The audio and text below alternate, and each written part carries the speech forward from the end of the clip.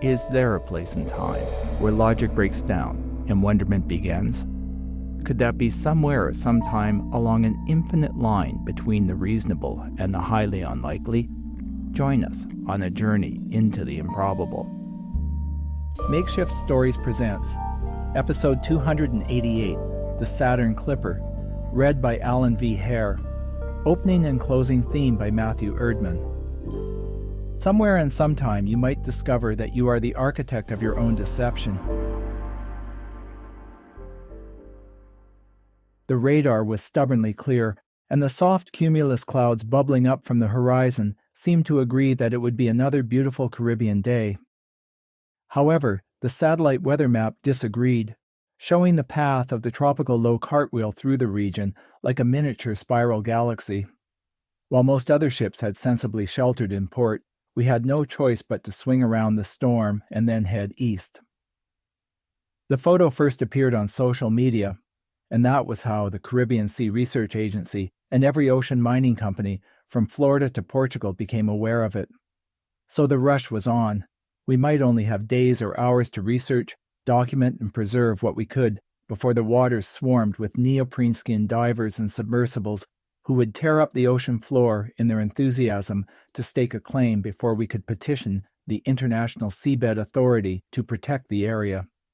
The photo, an amateurish shot of something caught in a fisherman's net that looked halfway between a horseshoe crab and a trilobite, had stopped everyone in their tracks. It was an arthropod that shouldn't exist, something thought to have been extinct for 100 million years. According to the GPS data embedded in the image, its habitat was smack dab in the middle of an unclaimed mineral-rich area of the seabed. We had one chance to confirm the find and stem the expected gold rush. The mining companies knew that, so we couldn't afford to wait for the hurricane to pass. Their ships would already be en route to stake out their claims before we arrived. But something didn't feel right as I stood on the bridge. Maybe it was a different hum, a new vibration, or an intuition. Something about the Saturn Explorer just felt wrong today. After the accident, waking up in the hospital a week later, I had the same nagging feeling. The neurologist reassured me that it was a common experience, given what I had been through. They assured me my sense of unease was just my brain trying to heal.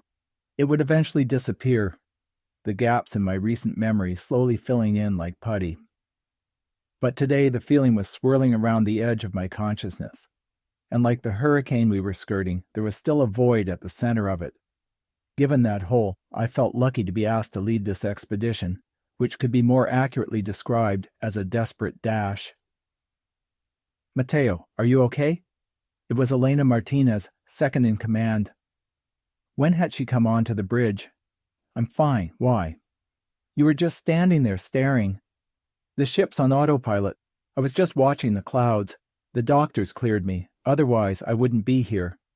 "I know," she replied. "But you do not need to be so defensive. You have been through a lot, Mateo. It is okay not to be 100%. Beep, beep. Beep. The radar began returning an erratic echo. We looked at each other briefly before Elena moved, beating me to the nav station. I hobbled up behind her, both of us staring at its green sweeping arm. To the northwest, the telltale streak of a ship faded in and out of existence. "It's at the extreme edge of our radar," Alana explained, jabbing at the transient green smear. "They are figuring out the range of our sweep. What do you think? A seabed mining ship?" "Who else would be out here racing toward a hurricane?" I said, shifting position to re-examine the live satellite image of the cyclone. A few keystrokes superimposed the arc of our current course just beyond its projected path. What looked like a mini-storm abruptly spun off and then began to dissipate. "Did you see that?" "See what, Mateo?" Elena scanned the screen. "There." I pointed to where the mini-storm had been. "It was sort of like the storm flared or something." "Hurricanes do not flare like stars, Mateo. Maybe you need to take a break and lie down." "I'm fine," I insisted. "I'm not seeing things. The thing dissipated before you looked, but it was there." Elena nodded. "Okay, I believe you saw something. But I can assure you our course is well outside the storm track, so we will be safe from even a flare." She air-quoted, then smiled. She was just trying to calm my nerves. I decided to overlay a projected path for the radar blip. "It looks like we're in luck," I noted. "The mining ship is paralleling our course on a broader arc. That gives us the inside lane and a shorter distance to the target. We'll make it there faster." "But not by much," Elena said. "Not enough to confirm the find and petition to have the area protected." She plotted another course on the nav screen. On a much tighter curve, this one cut through the storm's outer edge and slung us off directly to the target area, as if we had whipped around the storm, using it to slingshot us east. "It's a good idea, Elena. That'll cut almost a day off the trip, but I'm not sure the Saturn Clipper can operate in seas that rough." Elena called up a detailed model of the hurricane. "The winds in the storm's outer edge won't exceed force 7 or 8, and the Saturn was designed to operate in any conditions up to force 10. We need the extra time, Mateo." I reluctantly agreed and reset the autopilot. Elena watched the radar to see how the mining ship would react. The blip gradually inched in until it was on our old course. Something about that bothered me. Not that the mining vessel had followed us, but how its course changed. It was too smooth, more like gliding into the new heading than a turn. It was inefficient, taking longer and more fuel than a direct line would have. Beep, beep, beep, beep, double beeps, 2 targets, and that could only mean. "We've got another behind the first," Elena said. "It's smaller and faster." "Okay, that changes the game a lot. How far into the storm do the winds hit force 10? I asked. Elena's hands danced across the navigation keyboard, and a new dotted line appeared on the screen. "And you're sure the Saturn is rated for force 10? Elena nodded. "It will be rough. But those miners are smaller than us. They'll have to stay further away from the storm center." We spent the next hour watching the 2 dots, and Elena was correct. They avoided the edge of the storm, which would take them hundreds of kilometers out of their way. The first sign of the hurricane arrived before we even saw the clouds. The wind, though invisible except for the spinning blades of Saturn's anemometer and the white caps it whipped up, rapidly increased from 15 knots to 20, then 30, and finally 45 knots. The inviting blue of the Caribbean muddied to dishwater gray, and the Saturn began to pitch and roll in the ever-increasing swells. 10 more kilometers brought us to a wall of dark clouds, gathering on the horizon and marking the edge of the hurricane proper. Tumultuous waves raced ahead of it. I clenched the edge of the navigation station as the ship plunged into the wall of water, spray careening over the bow, which momentarily disappeared into its foaming crest. The Saturn creaked and groaned in protest. Elena stumbled, and I narrowly avoided face-planting into the nav station's metal housing. Then the wind hit us like a wailing banshee, and we began to be tossed about like a toy boat in an angry toddler's bath. Red indicators flashed urgent warnings across the bridge consoles. The overhead lights flickered ominously, and fear gripped my heart. I struggled to keep the ship aimed into the chaos. "Mateo!" Elena's voice was barely audible above the din of the storm. "We're losing power to the engines. We need to reroute the reserve energy before it's too late." Reserve energy? What reserve energy was she talking about? Elena must have meant the fuel filter had clogged. It was hard to hear, but her point was that the Saturn could not survive without power. "I've got it," I yelled back. "Take over the helm. I'm heading to the engine room." The Saturn was new and almost entirely automated. The ship only took 2 crew members to run, but problems like fuel filters still required a human to address. Making it down to the engine room in a storm was like bouncing around in a fun house with a shaking floor. The difference was that the walls weren't padded, so with arms braced on each side of the stairwell, I inched down into the ship's bowels. Finally reaching the engine room, I was greeted by the familiar hum of the massive turbines that were keeping the Saturn alive.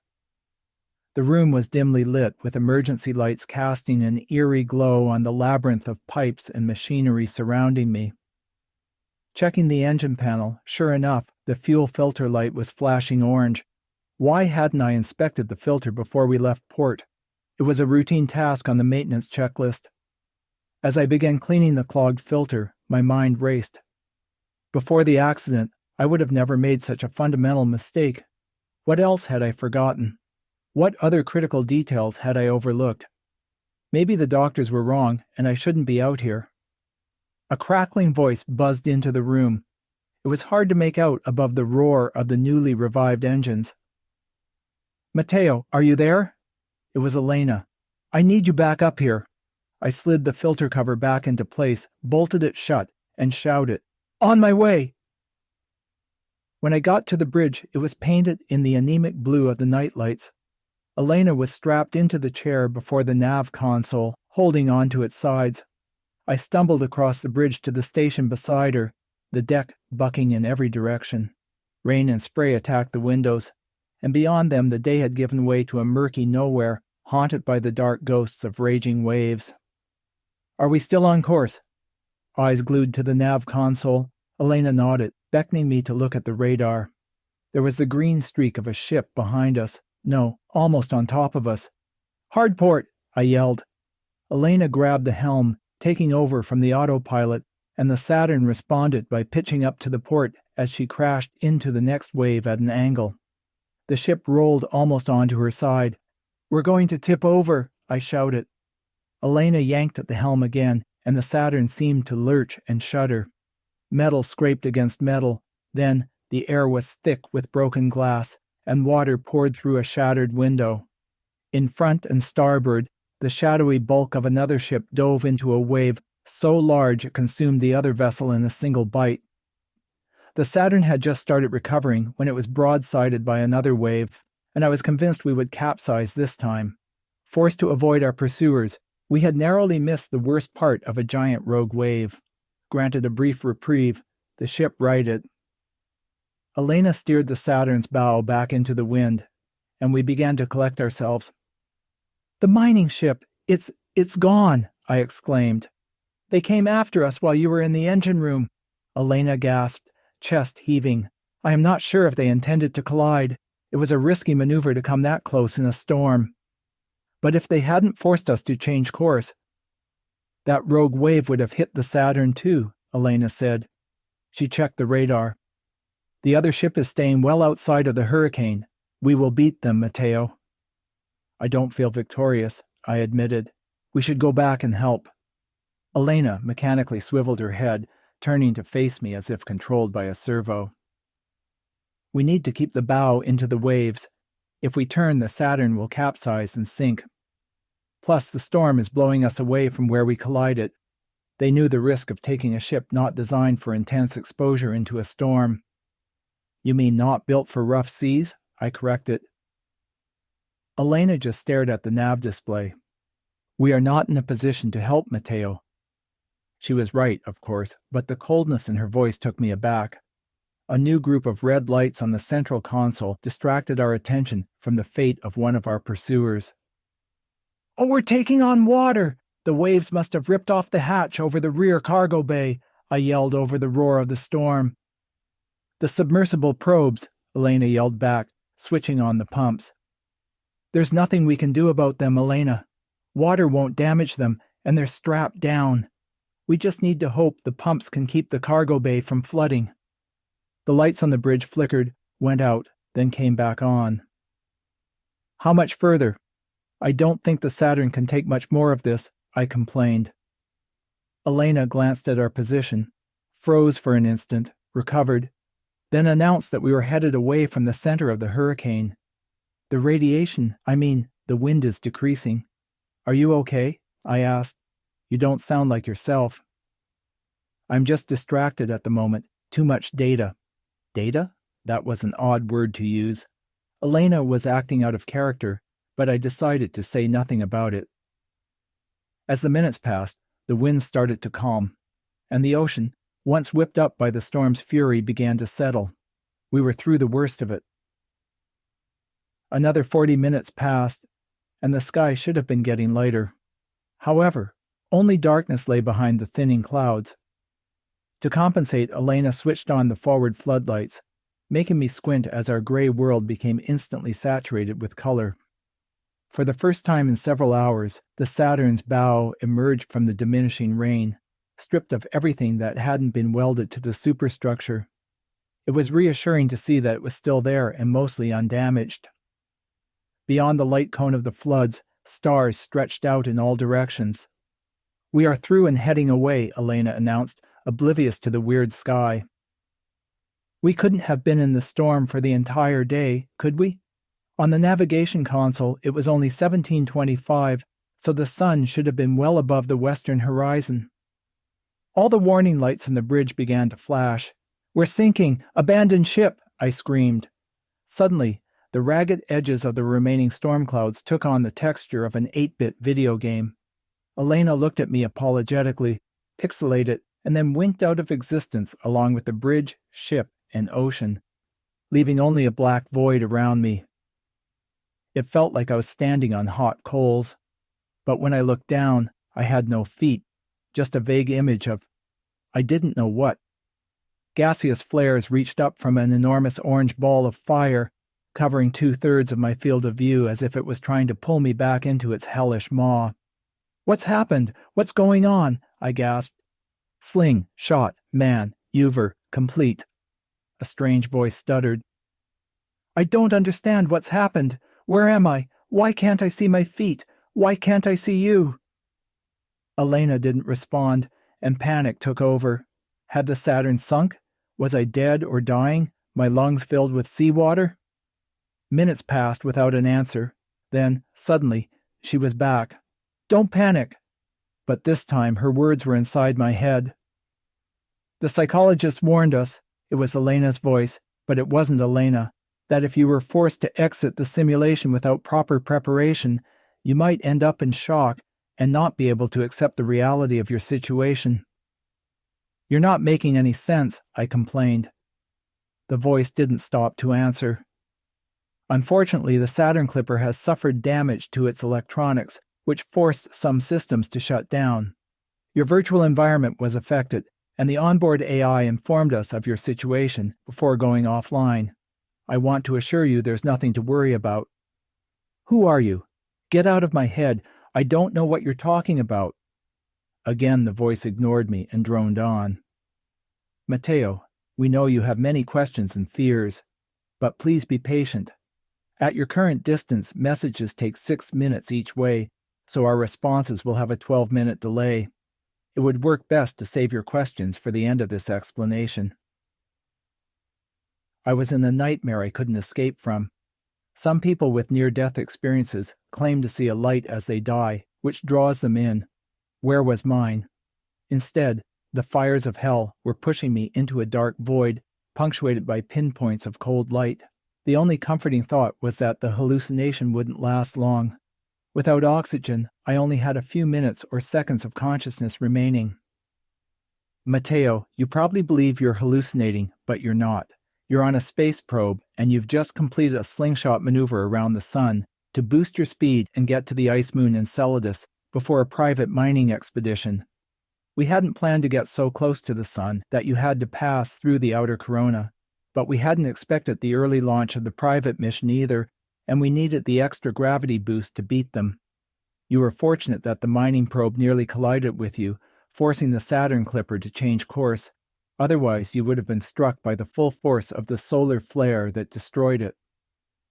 We're not sure how the VR system would have presented that to you. But I'm getting ahead of myself. You are, or were, captain of an ocean research vessel working for the Caribbean Sea Research Agency. You'll find a gap in your memory after your accident." The voice was right. We had been hoisting a submersible onto the deck in rough seas when the cables suspending it snapped. I remember its yellow hull plummeting toward me, the tormented screech of bending metal and cracking of bones, excruciating pain. And then nothing until I first walked onto the Saturn's bridge, Elena's smile welcoming me on board. "Where's Elena?" I asked, knowing I wouldn't get an answer for 12 minutes. "I wish there were an easier way to explain," the voice continued, "but time is against us. You need to take over control of the systems your onboard AI was managing. It was damaged by radiation from the coronal mass ejection that destroyed the private probe. Delicate electronics, such as high-level AI and your virtual world generator, took the brunt of the magnetic storm. We've decided the quickest way to bring you up to speed is to remove a memory block from your mind, which will fill in the gaps for you. It will happen as soon as you hear me say this. Deep in my brain, I felt a weird twitch. New memories flooded in. The hospital room was sterile and white, the beeping machines a constant reminder of my broken body. I was dying, and someone was talking to me. There's an international mission to look for life on Enceladus, a woman surrounded by a phalanx of doctors explained. The AGI we've been developing to run the mission isn't ready, and we have to launch if we are going to get there before commercial interests contaminate the moon's biome. We have a unique offer for you, which will extend your life. However, it's rather controversial. I woke up in a virtual simulation, believing I had miraculously recovered, and was now on a mission to save a delicate marine biome from exploitation. In reality, my physical body was long gone, but my brain lived on, running the mission to the Saturn ice moon through a VR simulation. I had agreed to this arrangement on one condition. I would never know the truth. And so I would continue my work, exploring the depths of the Earth's oceans without ever realizing I was on a distant ice moon. Why would I have gone along with such an insane plan? No, I wouldn't have, would I? It made more sense that I was floating face down in the ocean, and this was the last gasps of a dying brain. Yet I could feel the charges of protons and electrons race past me, the sun's intense heat behind me, and the almost infinite cold of space spread out in front. Systems clamored at the edges of my mind, demanding attention now that Elena wasn't available. And when I searched for her, I could only find radiation-damaged circuits. The Saturn schematics showed a heavily shielded cylinder at the heart of a jungle of support machinery, and I instantly knew the truth. I was a brain in a bottle. You weren't supposed to know, the voice apologized, but you can still complete the mission. A tagline from an old movie came to mind. In space, no one can hear you scream.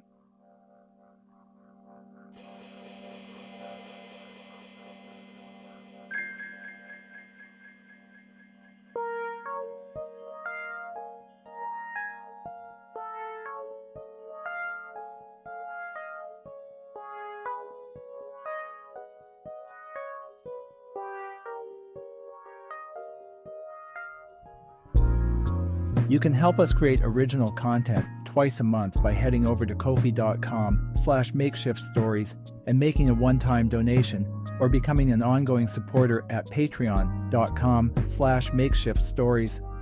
And if you can, please leave us a review or rating wherever you're listening to the podcast. It helps new listeners discover us.